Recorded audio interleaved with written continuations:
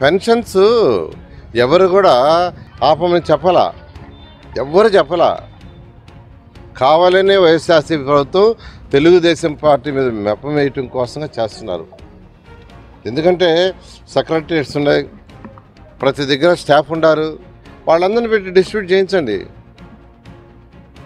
వాళ్ళు పెట్టి డిస్ట్రిబ్యూషన్ చేయించండి, ఏమవుతుంది? ఏం కాదు.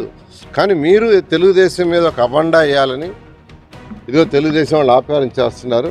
అంతేకాని మీ దగ్గర డబ్బులు లేవు, అకౌంట్లో మీ దగ్గర డబ్బులు లేవు, ఖజానా ఖాళీ, ఖజానా డబ్బులు ఇవ్వలేక దాన్ని 4 రోజులు ప్రొలాంగ్ చేయొచ్చు అనే దాంతో చేయటం తప్పు. అందరికీ చెప్తున్నాను, ప్రతి ఒక్కరికి. తెలుగుదేశం ప్రభుత్వం వచ్చిన ఇంటింటికి అవ్వతాతలకి ఇంటింటికి 1వ తేదీకి పెన్షన్స్ తెచ్చిస్తారు, వృద్ధాప్య పెన్షన్లు ఇంటింటికి తెచ్చిస్తారు.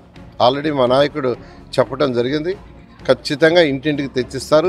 ఏ ప్రభుత్వం అయినా పేదలకు, నిరుపేదలకు, ప్రజలకు ఒక మంచి చేస్తే వచ్చే ప్రభుత్వం కంటిన్యూ చేయాలి, కంటిన్యూ చేస్తుంది, అది గత హిస్టరీ. కానీ ఒక జగన్మోహన్ రెడ్డి మాత్రమే తెలుగుదేశం ప్రభుత్వం చేసిన కార్యక్రమాలన్నింటినీ ఆపేశాడు. అది అంటే పరిపాలన అనుభవం లేక కాబట్టి 2024 తెలుగుదేశం ప్రభుత్వం వస్తుంది. ఈ ప్రభుత్వం ఏదైతే సంక్షేమాలు చేస్తుందో అవి కంటిన్యూ చేస్తాం. ఇప్పుడు ఎన్టీ రామారావు పెట్టిన సంక్షేమాలు చంద్రబాబు నాయుడు గారు వచ్చిన తర్వాత చేశారు, తర్వాత చంద్రబాబు నాయుడు తర్వాత రాజశేఖర రెడ్డి వచ్చారు, ఆయన చేశారు, రోసయ్య పరిపాలించాడు, ఆయన చేశాడు. ఆ తర్వాత మళ్ళా చంద్రబాబు నాయుడు గారు వచ్చిన తెలుగుదేశం మళ్ళీ మేము కంటిన్యూ చేసాం. పెన్షన్స్ ఎప్పుడో తెలుగుదేశం పుట్టినప్పటి నుంచి. కాబట్టి కంటిన్యూ చేస్తే ప్రజలకు ఉపయోగం.